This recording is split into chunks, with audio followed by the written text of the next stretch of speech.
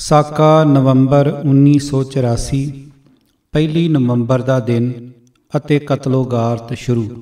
ਵਾਹਿਗੁਰੂ ਜੀ ਕਾ ਖਾਲਸਾ ਵਾਹਿਗੁਰੂ ਜੀ ਕੀ ਫਤਿਹ।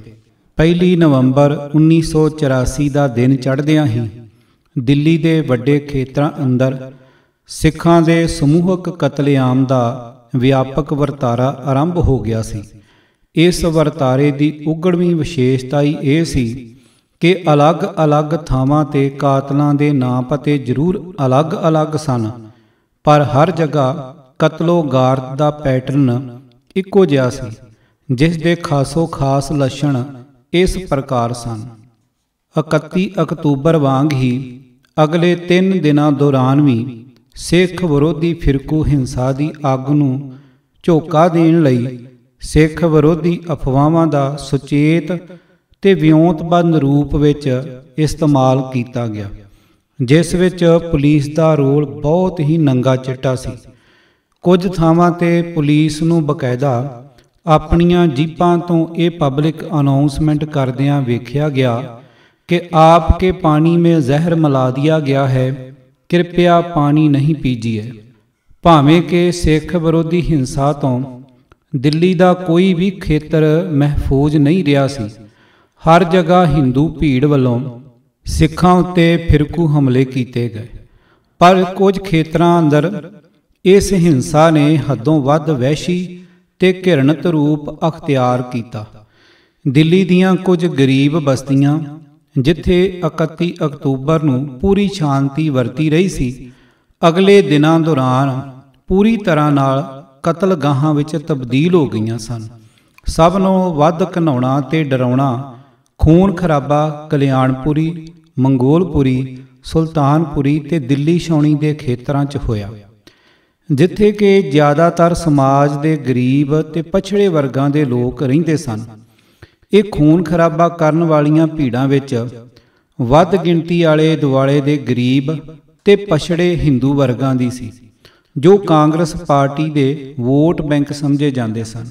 ਜਿਨ੍ਹਾਂ ਖੇਤਰਾਂ ਵਿੱਚ ਮੱਧ ਵਰਗ ਤੇ ਅਮੀਰ ਵਰਗ ਦੇ ਲੋਕ ਰਹਿੰਦੇ ਸਨ, ਉੱਥੇ ਮੁੱਖ ਤੌਰ 'ਤੇ ਲੁੱਟਮਾਰ ਤੇ ਸਾੜ ਫੂਕ ਹੋਈ, ਕਤਲੋਗਾਰਤ ਘੱਟ ਹੋਈ। ਬਿਨਾਂ ਕਿਸੇ ਚੇਤੰਨ ਫੈਸਲੇ ਤੇ ਦਿਸ਼ਾ ਨਿਰਦੇਸ਼ਾਂ ਤੋਂ ਜਨੂਨੀ ਭੀੜਾਂ ਵੱਲੋਂ ਅਜਿਹਾ ਵਖਰੇਵਾਂ ਕਰ ਸਕਣਾ ਉੱਕਾ ਹੀ ਸੰਭਵ ਨਹੀਂ ਸੀ। ਪੂਰਬ ਵਿਉਂਤਿਆ ਵਰਤਾਰਾ। ਸਾਰੀਆਂ ਥਾਵਾਂ 'ਤੇ ਦੰਗਾਕਾਰੀਆਂ ਕੋਲ ਸਿੱਖਾਂ ਦੇ ਘਰਾਂ, ਵਾਹਨਾਂ, ਦੁਕਾਨਾਂ ਤੇ ਕਾਰਖਾਨਿਆਂ ਦਾ ਪੂਰਾ ਵੇਰਵਾ ਸੀ। ਹਰ ਜਗ੍ਹਾ ਹਮਲੇ ਕਰਨ ਤੇ ਅੱਗਾਂ ਲਾਉਣ ਤੋਂ ਪਹਿਲਾਂ ਸਿੱਖਾਂ ਦੇ ਘਰਾਂ, ਵਾਹਨਾਂ, ਦੁਕਾਨਾਂ, ਹੋਟਲਾਂ, ਸਿਨੇਮਿਆਂ ਤੇ ਫੈਕਟਰੀਆਂ ਵਗੈਰਾ ਦੀ ਬਕਾਇਦਾ ਸਿਲਸਿਲੇਬੱਧ ਰੂਪ ਵਿੱਚ ਨਿਸ਼ਾਨਦੇਹੀ ਕੀਤੀ ਗਈ ਸੀ। ਸਕੂਟਰਾਂ ਜਾਂ ਮੈਟਾਡੋਰਾਂ ਤੇ ਅਤੇ ਜਾਂ ਕਈ ਥਾਵਾਂ 'ਤੇ ਪੈਦਲ ਹੀ ਘੁੰਮ ਰਹੀਆਂ ਵਿਸ਼ੇਸ਼ ਟੋਲੀਆਂ ਨੇ ਇਹ ਕਾਰਜ ਨਿਭਾਇਆ। ਇਸ ਮਨੋਰਥ ਲਈ ਚੋਣ ਸੂਚੀਆਂ, ਰਾਸ਼ਨ ਕਾਰਡਾਂ ਤੇ ਸਕੂਲਾਂ ਦੇ ਰਜਿਸਟਰਾਂ ਆਦਿ ਦੀ ਮਦਦ ਲਈ ਗਈ। ਯਹੂਦੀਆਂ ਦੇ ਮਹਾਨਾਸ਼ ਦੀ ਮੁਹਿੰਮ ਦੌਰਾਨ ਜਿਸ ਤਰ੍ਹਾਂ ਯਹੂਦੀਆਂ ਦੇ ਘਰਾਂ ਤੇ ਦੁਕਾਨਾਂ ਦੀ ਪਛਾਣ ਕਰਨ ਦਾ ਕਾਰਜ ਆਸਾਨ ਬਣਾਉਣ ਲਈ ਨਾਜ਼ੀਆਂ ਨੇ ਇਹਨਾਂ ਉੱਤੇ ਬਕਾਇਦਾ ਨਿਸ਼ਾਨ ਲਾ ਦਿੱਤੇ ਹੋਏ ਸਨ, ਉਵੇਂ ਹੀ ਦਿੱਲੀ ਅੰਦਰ ਕਈ ਥਾਵਾਂ 'ਤੇ ਹਮਲੇ ਕਰਨ ਤੋਂ ਪਹਿਲਾਂ ਸਿੱਖਾਂ ਦੇ ਘਰਾਂ ਉੱਤੇ ਖਾਸ ਨਿਸ਼ਾਨ ਲਾ ਦਿੱਤੇ ਗਏ ਸਨ। ਇੱਥੋਂ ਤੱਕ ਕਿ ਸਿੱਖਾਂ ਦੀ ਆਪਣੀ ਮਾਲਕੀ ਤੇ ਕਿਰਾਏ ਦੇ ਮਕਾਨਾਂ ਵਿੱਚ ਵੀ ਨਖੇੜ ਕੀਤਾ ਗਿਆ। ਹਿੰਦੂਆਂ ਦੇ ਮਕਾਨਾਂ ਵਿੱਚ ਕਿਰਾਏ ਤੇ ਰਹਿ ਰਹੇ ਸਿੱਖਾਂ ਦਾ ਸਮਾਨ ਲੁੱਟਿਆ ਜਾਂ ਲੂਹਿਆ ਗਿਆ, ਪਰੰਤੂ ਘਰਾਂ ਨੂੰ ਸਾੜਨ ਤੋਂ ਸੁਚੇਤ ਰੂਪ ਵਿੱਚ ਗੁਰੇਜ਼ ਕੀਤਾ ਗਿਆ ਸੀ। ਪ੍ਰਤੱਖ ਹੈ ਕਿ ਇੰਨਾ ਲੰਮਾ ਚੌੜਾ ਵੇਰਵਾ ਇੱਕੋ ਰਾਤ ਵਿੱਚ ਹੀ ਤਿਆਰ ਨਹੀਂ ਸੀ ਹੋ ਸਕਦਾ। ਇਹ ਵੇਰਵਾ ਤਿਆਰ ਕਰਨ ਦਾ ਅਮਲ ਯਕੀਨੀ ਤੌਰ 'ਤੇ ਬਹੁਤ ਚਿਰ ਪਹਿਲਾਂ ਸ਼ੁਰੂ ਹੋ ਚੁੱਕਾ ਸੀ। ਇਹ ਤੱਥ ਇੰਦਰਾ ਗਾਂਧੀ ਦੇ ਕਤਲ ਤੋਂ ਕਾਫੀ ਚਿਰ ਪਹਿਲਾਂ ਹੀ ਸਿੱਖ ਭਾਈਚਾਰੇ ਦੇ ਵਿਰੁੱਧ ਰਚੀ ਗਈ ਕਿਸੇ ਡੂੰਘੀ ਸਾਜ਼ਿਸ਼ ਦਾ ਭੇਦ ਖੋਲ੍ਹਦਾ ਹੈ। ਜ਼ੁਲਮਾਂ ਦੀ ਇੱਕੋ ਸ਼ੈਲੀ, ਸਾੜ ਫੂਕ ਤੇ ਕਤਲੋਗਾਰਤ ਲਈ ਹਰੇਕ ਜਗ੍ਹਾ ਇੱਕੋ ਜਿਹਾ ਢੰਗ, ਤਰੀਕੇ ਤੇ ਸਾਧਨ ਇਸਤੇਮਾਲ ਕੀਤੇ ਗਏ। ਹਰ ਜਗ੍ਹਾ ਖੂਨੀ ਭੀੜਾਂ ਦੇ ਸਿਰਾਂ ਨੂੰ ਚੜੇ ਜਨੂਨ ਦੀ ਤਾਸੀਰ ਇੱਕੋ ਜਿਹੀ ਸੀ। ਉਹਨਾਂ ਦੇ ਨਾਅਰਿਆਂ ਦੇ ਬੋਲ ਤੇ ਕਿਲਕਾਰੀਆਂ ਦਾ ਸ਼ੋਰ ਇੱਕੋ ਜਿਹਾ ਸੀ। ਸਭਨਾਂ ਦੀ ਝਾਕਣੀ ਇੱਕੋ ਜਿੰਨੀ ਮਨਹੂਸ ਤੇ ਡਰਾਉਣੀ ਸੀ। ਸਾਰਿਆਂ ਕੋਲ ਲੋਹੇ ਦੀਆਂ ਇੱਕੋ ਜਿਹੀਆਂ ਰਾਡਾਂ ਸਨ। ਸਾਰੀਆਂ ਥਾਵਾਂ ਤੇ ਅੱਗਾਂ ਲਾਉਣ ਲਈ ਮਿੱਟੀ ਦੇ ਤੇਲ, ਡੀਜ਼ਲ ਤੇ ਪੈਟਰੋਲ ਦੇ ਅਗਾਊਂ ਪ੍ਰਬੰਧ ਕੀਤੇ ਹੋਏ ਸਨ।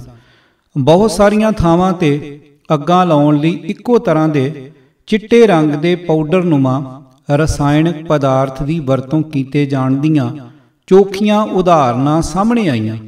ਹਰ ਜਗ੍ਹਾ ਸਿੱਖਾਂ ਨੂੰ ਜਾਨੋਂ ਮਾਰਨ ਲਈ ਜੋ ਢੰਗ ਤਰੀਕਾ ਅਪਣਾਇਆ ਗਿਆ ਉਹ ਬੇਹੱਦ ਕਰੂਰਤਾ ਭਰਿਆ ਸੀ। ਅਜਿਹਾ ਬਹੁਤ ਘੱਟ ਹੋਇਆ ਜਦੋਂ ਕਿਸੇ ਸਿੱਖ ਨੂੰ ਸਿੱਧਾ ਇੱਕੋ ਸੱਟੇ ਕਤਲ ਕਰ ਦਿੱਤਾ ਗਿਆ ਹੋਵੇ। ਜਾਨੋਂ ਮਾਰਨ ਤੋਂ ਪਹਿਲਾਂ ਲੋਹੇ ਦੀਆਂ ਰਾਡਾਂ ਜਾਂ ਚੇਨਾਂ ਨਾਲ ਉਹਨਾਂ ਦੇ ਸਿਰ ਫੇਹੇ ਜਾਂਦੇ, ਫਿਰ ਲਹੂ ਲੁਹਾਨ ਜਿਸਮਾਂ ਉੱਤੇ ਮਿੱਟੀ ਦਾ ਤੇਲ ਛਿੜਕਿਆ ਜਾਂਦਾ ਅਤੇ ਉਸ ਤੋਂ ਬਾਅਦ ਜਿਉਂਦਿਆਂ ਦੇ ਗਲਾਂ ਵਿੱਚ ਟਾਇਰ ਪਾ ਕੇ ਅੱਗ ਲਾ ਦਿੱਤੀ ਜਾਂਦੀ ਸੀ। ਕੋਈ ਵੀ ਕਤਲ ਖਾਮੋਸ਼ੀ ਦੇ ਆਲਮ ਵਿੱਚ ਨਹੀਂ ਸੀ ਹੋਇਆ। ਹਰ ਜਗ੍ਹਾ ਸੋਹਣੇ ਸੁਨੱਖੇ ਸਾਬਤ ਸੂਰਤ ਸਿੱਖਾਂ ਨੂੰ ਅੱਗ ਵਿੱਚ ਭੁੱਜਦੇ ਤੇ ਤੜਫਦੇ ਹੋਏ ਵੇਖ ਕੇ ਹਥਿਆਰੀਆਂ ਭੀੜਾਂ ਵੱਲੋਂ ਖੁਸ਼ੀ ਵਿੱਚ ਚਾਂਗੜਾਂ ਪਾਈਆਂ ਗਈਆਂ। ਇੱਕ ਗੁਜਰਾਤੀ ਹਿੰਦੂ ਔਰਤ ਰਤਨਾ ਬਹਿਨ, ਜੋ 1 ਨਵੰਬਰ ਨੂੰ ਰੇਲ ਰਾਹੀਂ ਬੜੌਦਾ ਤੋਂ ਦਿੱਲੀ ਨੂੰ ਆ ਰਹੀ ਸੀ, ਉਸ ਨੇ ਦੱਸਿਆ ਕਿ ਸਵੇਰੇ ਕੋਈ 10 ਜਾਂ 10:30 ਵਜੇ ਦੇ ਕਰੀਬ ਤੁਗਲਕਾਬਾਦ ਦੇ ਰੇਲਵੇ ਸਟੇਸ਼ਨ ਉੱਤੇ ਭਾਰੀ ਗਿਣਤੀ ਵਿੱਚ ਇਕੱਠੇ ਹੋਏ ਹਿੰਦੂ ਹਜੂਮ ਨੇ ਰੇਲ ਗੱਡੀ ਨੂੰ ਜ਼ਬਰਦਸਤੀ ਰੋਕ ਲਿਆ ਸੀ। ਬਾਹਰ ਪਲੇਟਫਾਰਮ ਉੱਤੇ ਬੇਹੱਦ ਡਰਾਉਣਾ ਸ਼ੋਰ ਪੈ ਰਿਹਾ ਸੀ। ਕੁਝ ਲੋਕਾਂ ਨੇ ਡਰਦੇ ਮਾਰਿਆਂ ਜਲਦੀ ਨਾਲ ਡੱਬਿਆਂ ਦੀਆਂ ਖਿੜਕੀਆਂ ਤੇ ਦਰਵਾਜ਼ੇ ਬੰਦ ਕਰ ਲਏ ਸਨ। ਭੀੜਾਂ ਨੇ ਡੱਬਿਆਂ ਨੂੰ ਅੱਗ ਲਾ ਦੇਣ ਦੀਆਂ ਧਮਕੀਆਂ ਦਿੱਤੀਆਂ। 8-10 ਨੌਜਵਾਨ ਮੁੰਡੇ ਸਾਡੇ ਡੱਬੇ ਵਿੱਚ ਘੁੱਸ ਆਏ। ਉਹਨਾਂ ਨੇ ਹੱਥਾਂ ਵਿੱਚ ਲੋਹੇ ਦੀਆਂ ਰਾਡਾਂ ਫੜੀਆਂ ਹੋਈਆਂ ਸਨ। ਛੇਤੀ ਹੀ ਹੋਰ ਮਾਰ ਖੁੰਡੀਆਂ ਭੀੜਾਂ ਡੱਬੇ ਅੰਦਰ ਘੁੱਸ ਆਈਆਂ। ਉਹਨਾਂ ਨੇ ਸਿੱਖ ਮੁਸਾਫਰਾਂ ਨੂੰ ਚੁਣ ਕੇ ਡੱਬਿਆਂ 'ਚੋਂ ਬਾਹਰ ਕੱਢਣਾ ਸ਼ੁਰੂ ਕਰ ਦਿੱਤਾ। ਇੱਕ ਬਜ਼ੁਰਗ ਸਿੱਖ ਨੂੰ ਕੇਸਾਂ ਤੋਂ ਫੜ ਕੇ ਧੂ ਲਿਆ ਗਿਆ ਅਤੇ ਉਸ ਦੇ ਸਿਰ ਵਿੱਚ ਜ਼ੋਰ ਨਾਲ ਲੋਹੇ ਦੀ ਰਾੜ ਮਾਰ ਕੇ ਉਸ ਨੂੰ ਪਲੇਟਫਾਰਮ ਉੱਤੇ ਸੁੱਟ ਲਿਆ। ਫਿਰ ਉਹਨਾਂ ਪਹਿਲਾਂ ਉਸ ਦੇ ਸਿਰ ਦੇ ਵਾਲ ਕੱਟ ਸੁੱਟੇ ਅਤੇ ਉਸ ਤੋਂ ਬਾਅਦ ਉਸ ਉੱਤੇ ਮਿੱਟੀ ਦਾ ਤੇਲ ਪਾ ਕੇ ਅੱਗ ਲਾ ਦਿੱਤੀ ਗਈ। ਇਹ ਬੜਾ ਹੀ ਹੌਲਨਾਕ ਦ੍ਰਿਸ਼ ਸੀ। ਅੱਗ ਵਿੱਚ ਸੜ ਰਿਹਾ ਉਹ ਬਜ਼ੁਰਗ ਲਗਾਤਾਰ ਬੂ ਦੁਹਾਈ ਕਰੀ ਜਾ ਰਿਹਾ ਸੀ। ਬਾਹਰ ਪਲੇਟਫਾਰਮ ਉੱਤੇ ਸੜ ਰਹੇ ਉਸ ਦੇ ਜਿਸਮ ਦਾ ਧੂਆਂ ਸਾਡੇ ਡੱਬੇ ਅੰਦਰ ਫੈਲ ਰਿਹਾ ਸੀ। ਉਹ ਝਾਕੀ ਮੈਨੂੰ ਕਦੇ ਨਹੀਂ ਭੁੱਲਣੀ।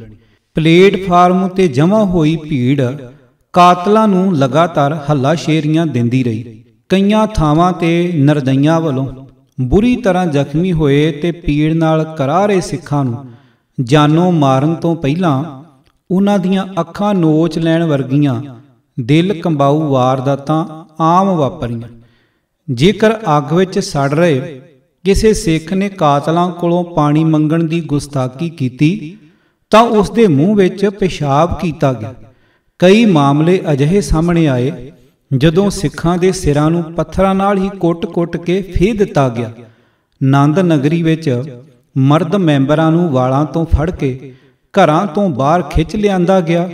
ਫਿਰ ਬਹੁਤ ਹੀ ਬੁਰੀ ਤਰ੍ਹਾਂ ਕੁੱਟਮਾਰ ਕੀਤੀ ਗਈ। ਉਹਨਾਂ ਦੇ ਸਿਰ ਮੁੰਨ ਦਿੱਤੇ ਤੇ ਦਾੜ੍ਹੀਆਂ ਸਾੜ ਦਿੱਤੀਆਂ ਗਈਆਂ ਅਤੇ ਫਿਰ ਜਿਵੇਂ ਇਹ ਫੁੱਟਬਾਲ ਦਾ ਮੈਚ ਹੋਵੇ ਉਹਨਾਂ ਨੂੰ ਜ਼ਮੀਨ ਤੇ ਡੇਗ ਲਿਆ ਗਿਆ ਅਤੇ ਗੰਦੀਆਂ ਨਾਲੀਆਂ ਵਿੱਚ ਲੋਟਣੀਆਂ ਖੁਆਈਆਂ ਗਈਆਂ।